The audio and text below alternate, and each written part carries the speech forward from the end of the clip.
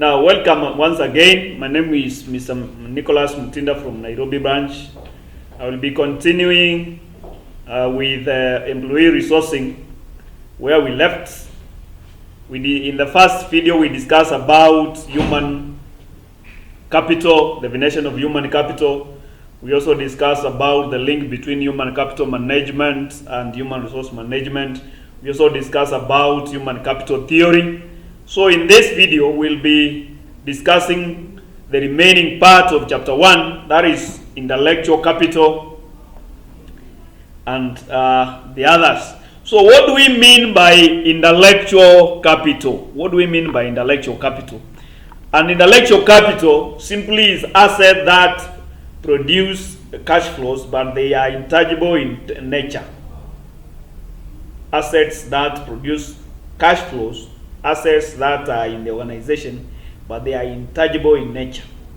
And they are divided into 3. Number 1 is human capital, which we have already discussed there above in the first video. Number 2 is structural or organizational capital. And then number 3 is relational or social capital. So what do we mean by structural capital? Structural capital, we mean that how are the structures of the organization? How are the structures of the organization? What is the structure of the organization? Organizational capital or structural capital. What is the structure of the organization? Is it enhancing efficiency? Is it enhancing effectiveness? What are the reporting systems? Reporting systems. What are its methods? What are its procedures? Are they competitive compared to the other companies, other organizations? Are they enhancing efficiency? Are they enhancing effectiveness? Are they enhancing efficiency? Are they enhancing effectiveness? Because this is a capital. Organizations which have the best structures, you will definitely find that they are achieving organization's objectives. Those that do not have, you find that they are straining because they lack structural or organizational capital. Their reporting systems do not increase efficiency, do not enhance efficiency, do not enhance effectiveness.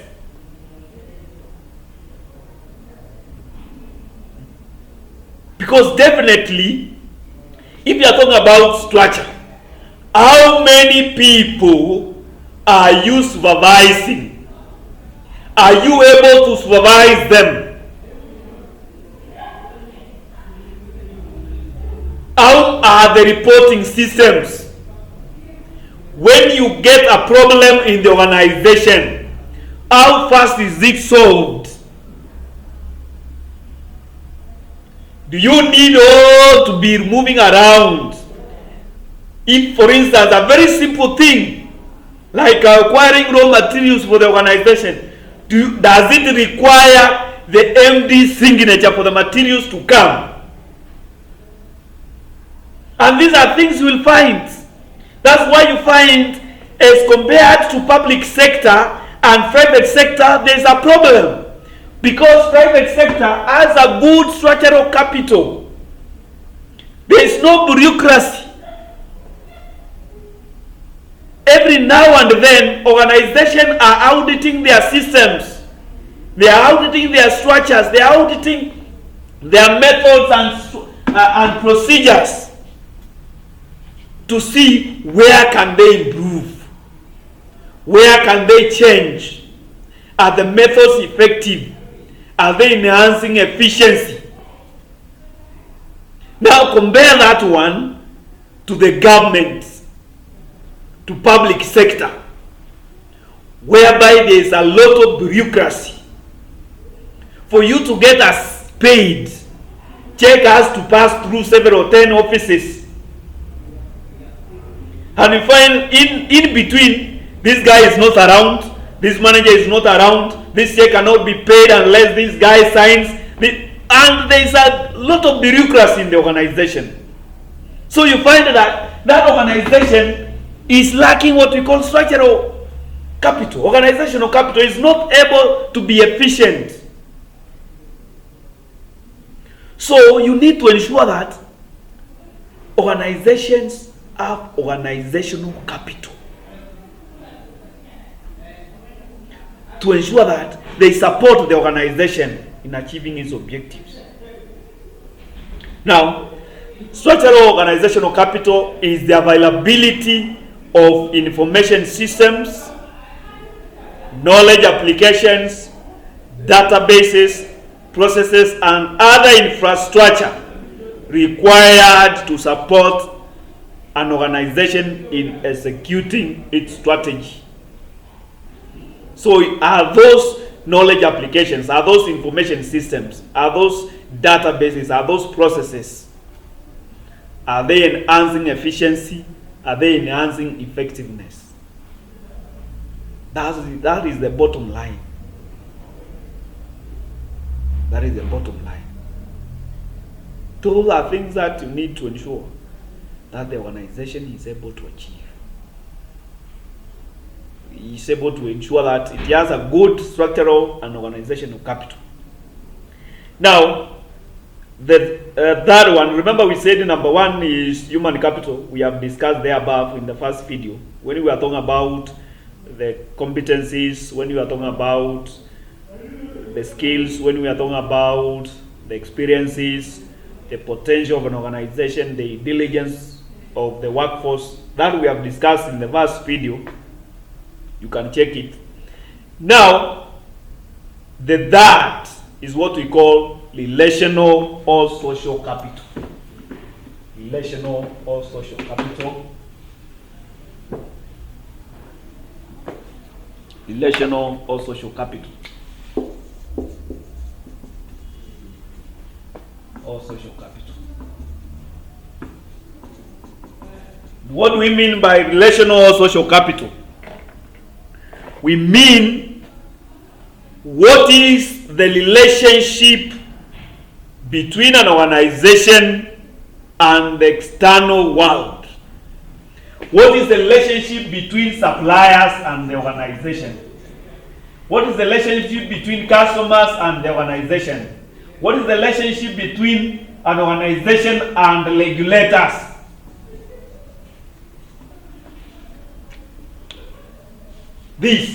What is your relationship? An organization that has a good relationship with its external stakeholders will always be achieving its organizational objectives.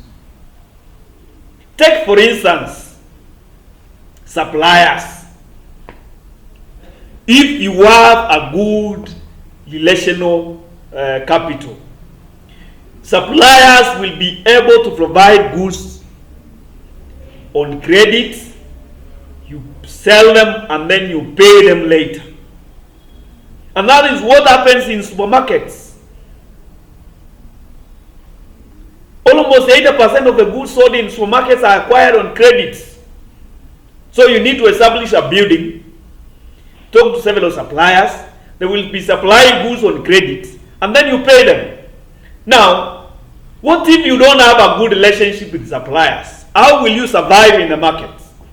Yet you are not able. And remember, some of those goods you can acquire them and you sell them after 2 months, or after 3 months, if they are not fast moving. Now compare you with another one who has a good relational capital. So if you don't have capital and you can't acquire goods on credit, definitely you will be required to go and borrow money. That is an additional cost.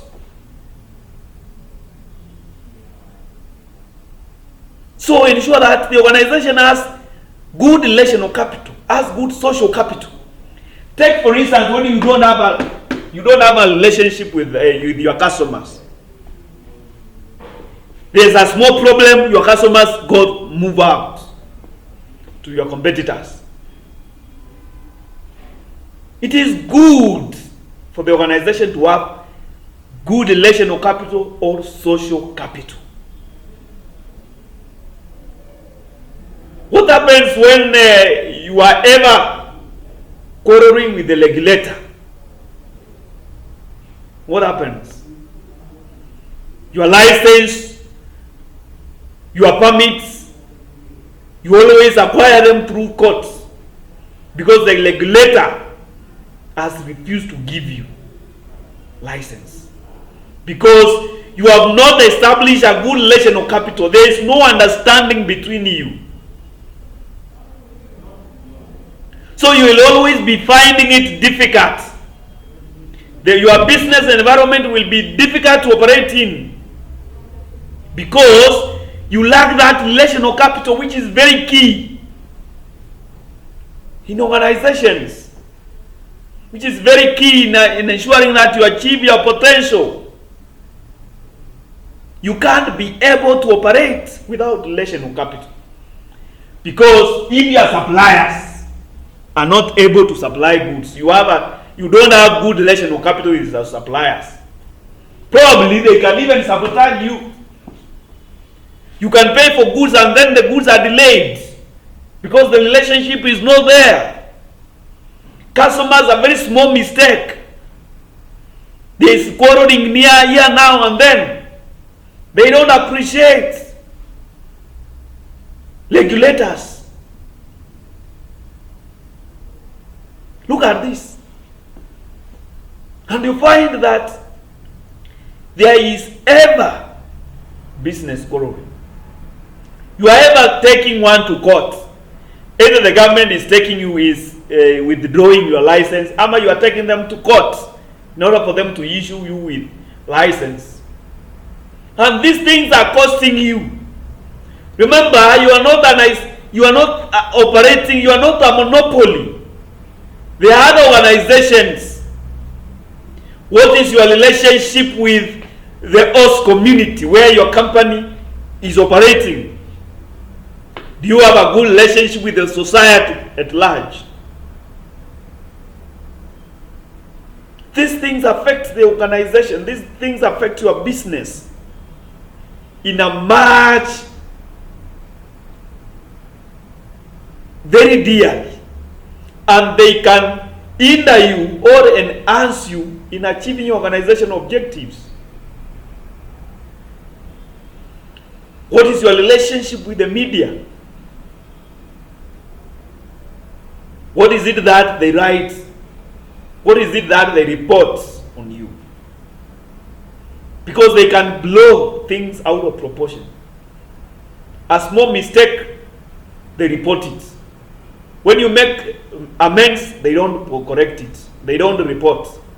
So, in the perspective of the public, there is a problem in organization A because the problem was reported.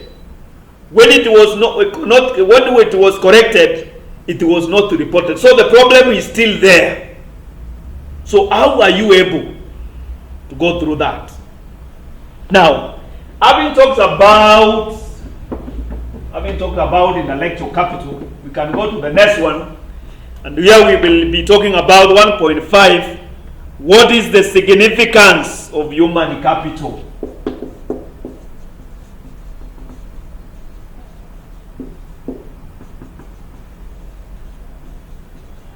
What is the significance of human capital?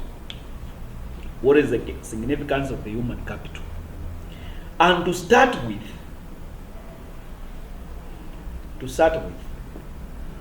you see, organizations have been going through changes. The world has changed dramatically. The business world is ever evolving. It is ever changing.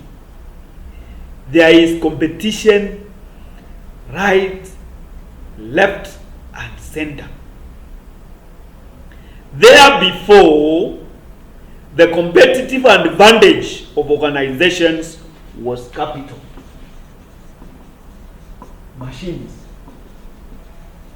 equipments. Organizations that had a lot of money, organizations that had super machines, organizations that had working equipment,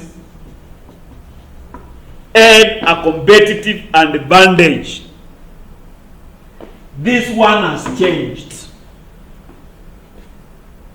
The competitiveness of any organization in the current business world is human capital. I repeat, the competitiveness of any organization in the business world now is determined by the human capital. What skills does an organization have? What are the competencies available in the organization? What are the skills available in the organization?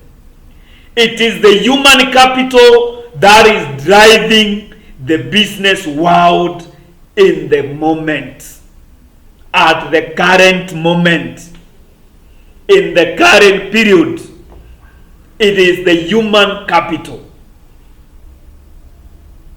So, human capital is very significant for the organization to achieve its objective.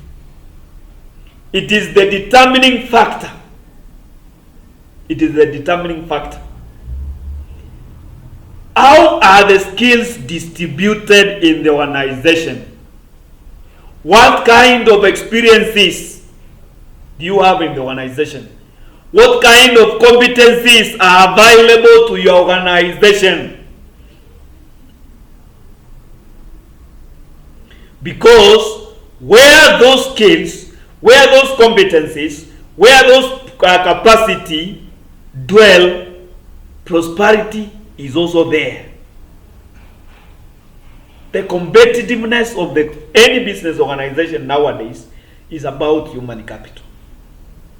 You joke around with employees, you joke around with talented employees, your employees will be poached by your rivals, and before you know it, your productivity is going south. You are being driven out of the market.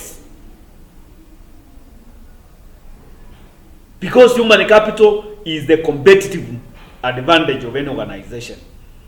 It has now moved from capital.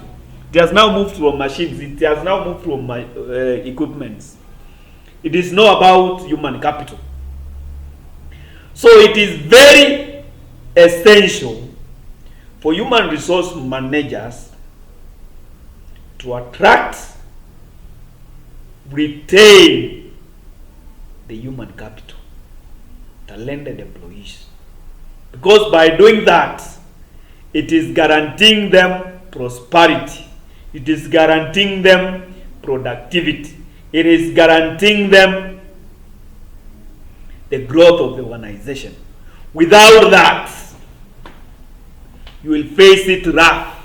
Without that, you will face it rough. So human capital is critical for competitiveness in the ever-changing business world. Increasingly, the world has evolved into a service and information economy. The world has evolved into a service and information economy, therefore making people a critical asset to the organization.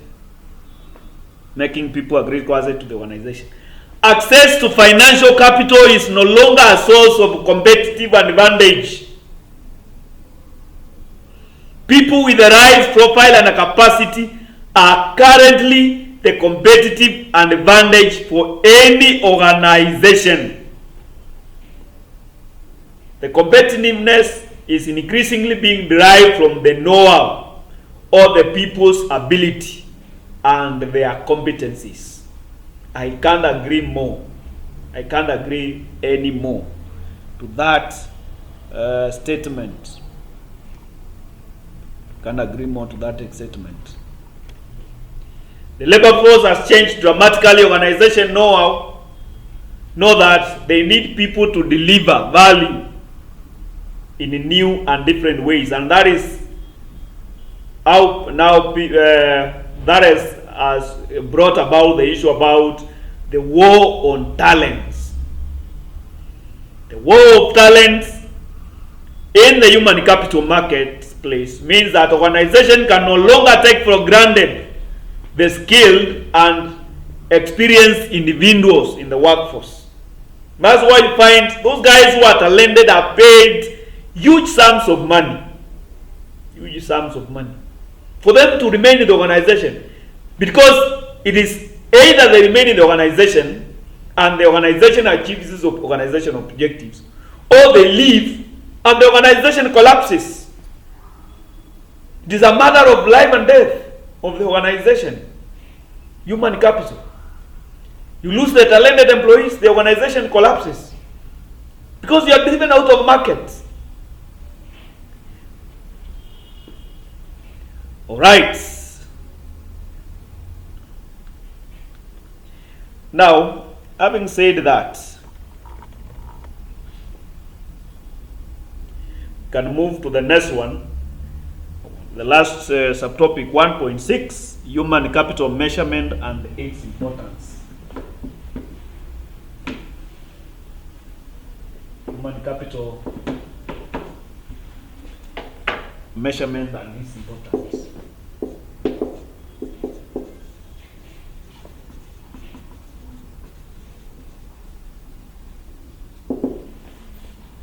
Now, how do we measure human capital? How do we measure human capital? And it's very simple. We have talked about skills. We have talked about training. We have talked about skills. We have talked about competencies, experiences, and capacities. So how do you measure that? We measure that based on the skills available in the organization.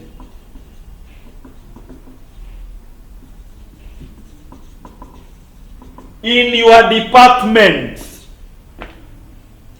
what kind of skills do you have? Employee, you have 10 employees. They are all those employees. What skills do they have? You are not talking about 10 employees. What skills do they have? You say, in my department, they have web creation, web hosting skills. Because you are talking about the employees. How many employees do you have who can do this? What skills do you have in the department? Are they able to dismantle a laptop and build it afresh? Look at it. For instance, you will see when those guys are analyzing the players in the English Premier League, in La Liga, you will find that they are addressing the players based on this guy can be able to dribble a ball, can be able to pass balls, accuracy. It's not just passing the ball. It's talking about accuracy in passing the ball. What is his accuracy in shooting? How many shoots? How many targets? How is he able to shoot on target? How many goals has he scored? Because it is skills. What is he able to do? What are the skills? This guy has worked. He is able to do this and this and this. Education level. This is number one. This is number two. Education level. If you are talking about an organization, the human capital measurement in that organization, how many employees have PhDs in that organization? How many employees in that department have master's degrees? How many of those are undergraduates? The graduate level of education.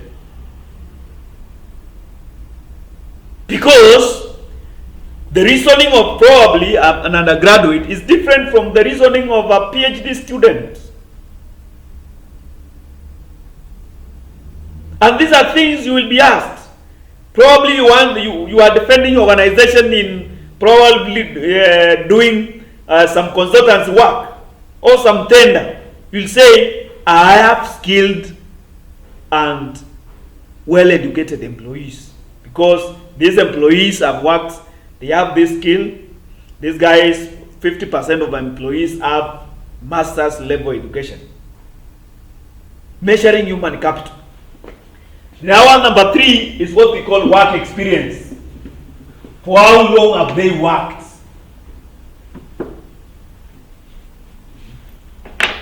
Work experience.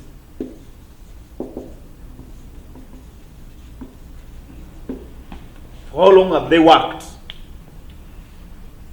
How long have you lectured? Have you lectured in diplomas for diploma students? Have you lectured university students? What is the work experience? Because the more you do, the more you are able, the more likely you are able to master the art. The more you are likely to master the skill. So what work experience have you done?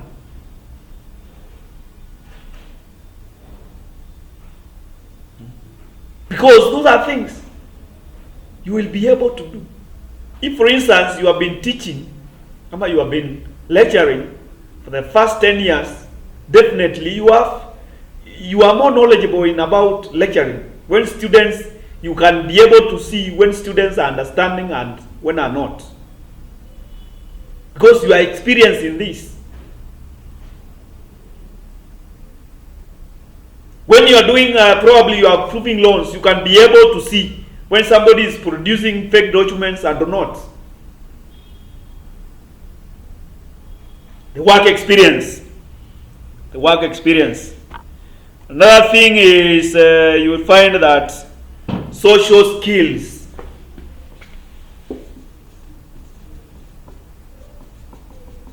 Communication.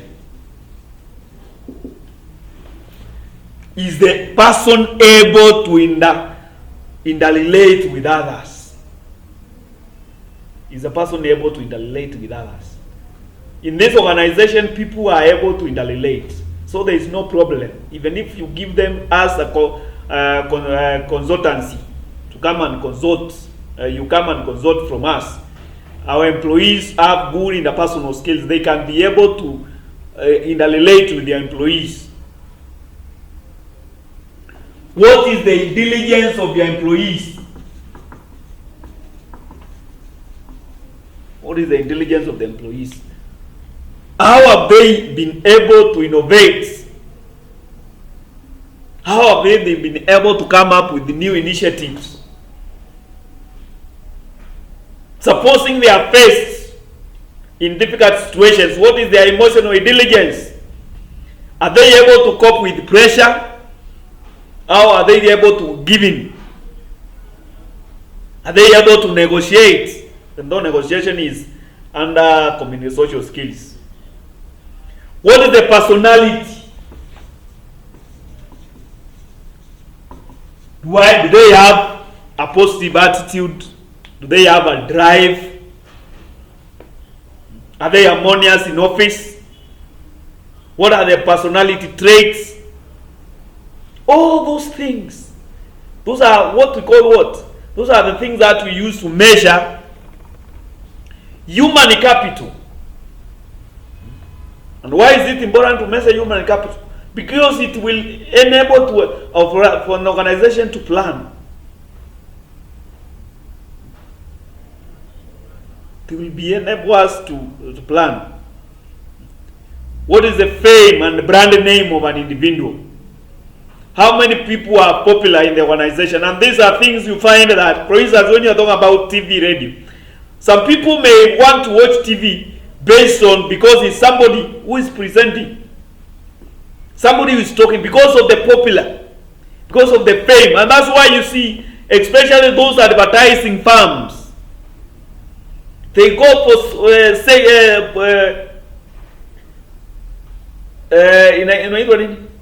for popular guys, media personalities, socialites, because they are popular and people will tend to listen to them. Cristiano Ronaldo says, use this shoe, wear this t-shirt. What is the impact of that compared to Mr. Mutinda here saying, use this shirt? Because that is a celeb. So what is the fame? What is the brand name? Celebs, definitely they are able to make things happen. So if an organization, your organization has a certain celeb, especially in those media, in the advertising, you will definitely find that you are able, you have a much human capital as compared to those who do not have. You have much capital compared to those who do not have. So how do we increase human capital? We have measured it. How do we increase human capital? And number one is training. You need to agree with the employees. Let them further get training. It may be sponsored by them. It may be sponsored by the organization. If it is sponsored by the organization, well and good. If it is the employee sponsored, ensure that the organization facilitates, gives them enough time for them to go for training. Because it does not only benefit the employee, but it also benefits the organization. When the employees go for training, they become more efficient and more effective. They acquire new skills. Those skills are being transferred to the organization. They are being brought to the organization. For us to assemble a laptop used to take us 4 hours. But the employee goes for training. He can now assemble it in 2 hours. It is the organization that is benefiting. The employee has also learned a new skill, and now he can be able even to get a high pay rise. Number two, to further education. Further education. Encourage your employees to further their education. If they have done undergraduates, encourage them to go for professional certifications, to go for masters, because it is increasing their efficiency.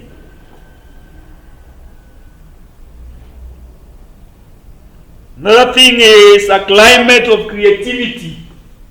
Provide a climate of creativity.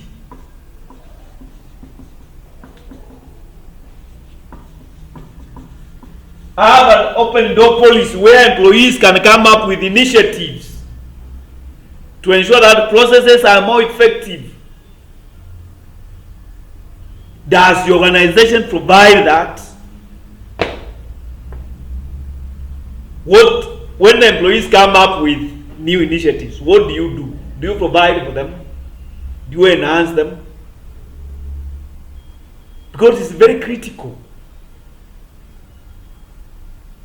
Most of the organizations we find they have an open door policy. An employee can think through about a certain idea, and then he present them to the manager.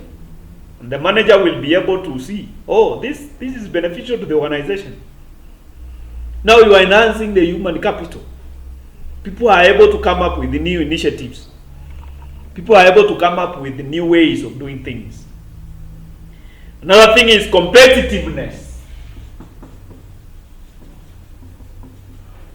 Encourage your employees to compete amongst themselves. Encourage the employees to compete among themselves. Who is bringing super ideas? And you find that probably in the football, in the English Premier League, in the La Liga, you find that probably a team or a club has 5 strikers. It can only utilize 3 strikers at a go. So it is the one who is showing hard work, who is showing us the better skill, who will be allowed to play.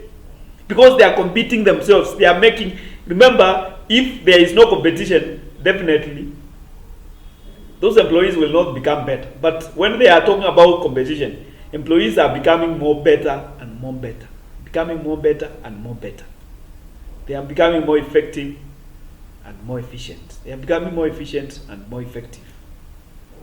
Competitiveness. Competitiveness. So you find that the organization is able to achieve more.